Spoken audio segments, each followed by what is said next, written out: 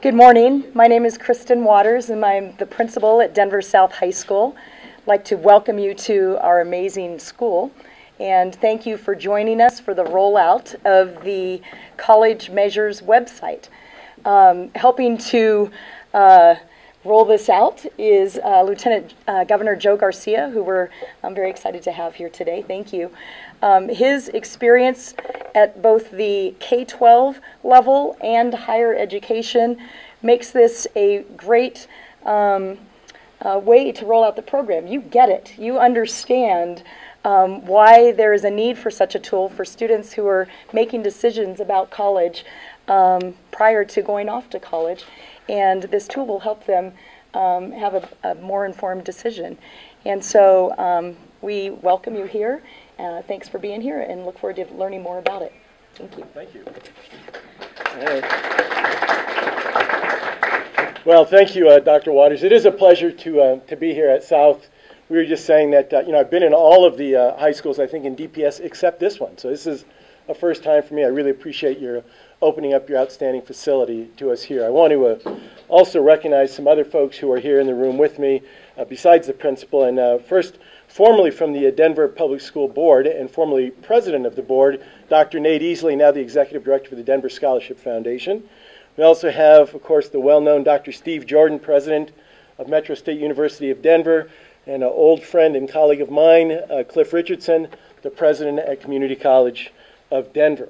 Another friend of mine, formerly a colleague on the P20 task force, is Amy Baca-Ollert, who's here partly as a representative of CEA, but really more importantly in her role, professional role as a counselor, someone who works with students and families to help give them the advice they need as they get ready to enter college.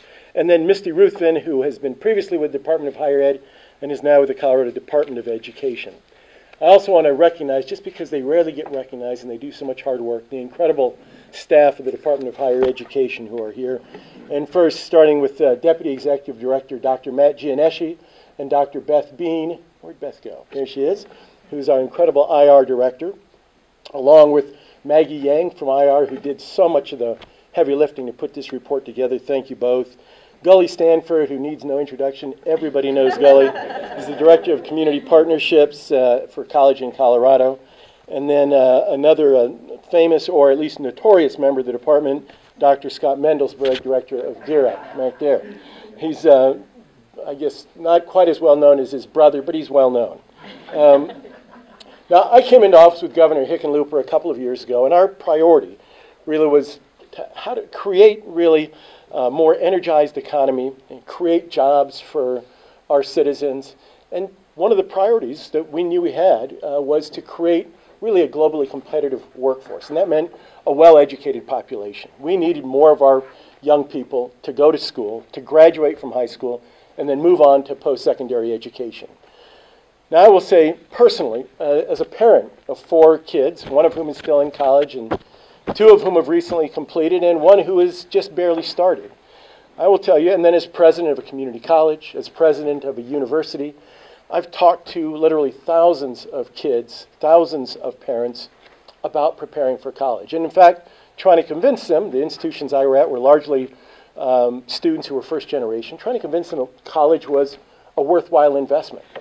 And as I tried to do that, I wished I'd had a tool like the one we're making available now. One that will allow us to demonstrate that college does pay off. We recognize it takes a significant investment, but it's an investment that pays off, but it doesn't always pay off at the same level. Depending on where you go and what field of study you pursue, there are dramatic variations. And as students and families think about the increased debt load they need to take on in order to move into higher education, we need to provide them with the kind of information they need in order to make those very difficult decisions. Antonio, what are you thinking about? Where are you going to go? Do you know yet? No, I know I want to play basketball. Yeah, see, Antonio and I have known each other for a while. I know he's always been a basketball player, a fan of it, and someone who's, despite his height, has been a very good basketball player. But what I want to be able to say to someone like Antonio is, here's why. Even if you don't play basketball, here's why you should go to school. Here's why your mother should invest in your education. Here's why you might want to consider taking on debt. And what might pay off. So that's what this report is about. So let me give you a little bit of detail. What we're now able to do, working with College Measures, is to track based on the data we have, where students from particular schools go, and if they work here in Colorado, how much they earn. And so we're able to look at what degree you earned, what school you came from, and then what your first year earnings are. Now this is just the first year of this report, and it'll be refined as we get more data in the future. So for example, we'll be able to tell not just what your first year earnings are, but what your earnings are 2 and 3 and 5 and 10 years down the road. We know now from this report that students who graduate with an associate's degree can do very well and can be competitive with students who graduate with a bachelor's degree. We know that students who graduate with certain associate's degree do much better than students with different associate's degree, just as we know that about bachelor's degrees. So, for example, we know that students who graduate from the dental hygiene program at the Community College of Denver make on average just less than $57,000 in their first year. It's pretty impressive, and I think a lot of people don't realize that a 2 or 3 year program can provide that kind of a payoff. But every school has a similar story. At CU Boulder, if you graduate with a degree in computer science, average first year earnings are $75,000. If you graduate from Colorado School of Mines with a petroleum engineering degree, first year earnings are over $90,000. Now those degrees cost more, but again, there's a payoff. Now, when we talk to parents about why they ought to invest and maybe even why they ought to take on debt, we do want them to have that kind of information. We do want them to be able to anticipate the debt load their student will carry when that student graduates, and then what those earnings will be. Now, we know student debt load is increasing all around the nation, and it's no different here in Colorado. We know that student debt now exceeds total credit card debt. It's a national issue. But it's not a bad thing if, again, students are able to pay off that debt and plan for a long and productive career. Now, we know it's not just about earning money, but we know that's an important element that goes into the equation when students and families are trying to make decisions. We want them to have that information. We know that students' debt load should not exceed, as a general rule of thumb, more than their first year annual salary is expected to be. So if you're going to earn $50,000 in your first year out of school, one would hope you've not taken on $100,000 in debt to do that. And ideally, it should be 50% of your first year earnings. And what this report demonstrates is that really for virtually all of the colleges and universities in Colorado, it is 50% or below. That is the student debt load when compared to the student annual first year earnings. That's tremendous. And again, it helps us, I think, to convince students and families that it's worth making this investment. Now, some folks might be quick to leap to conclusions when they look at average for an institution, comparing one institution to another. This is not about comparing one institution to another and saying one institution is better, because every institution has a different degree mix. Some have more arts and sciences degrees compared to technical or engineering degrees, for example.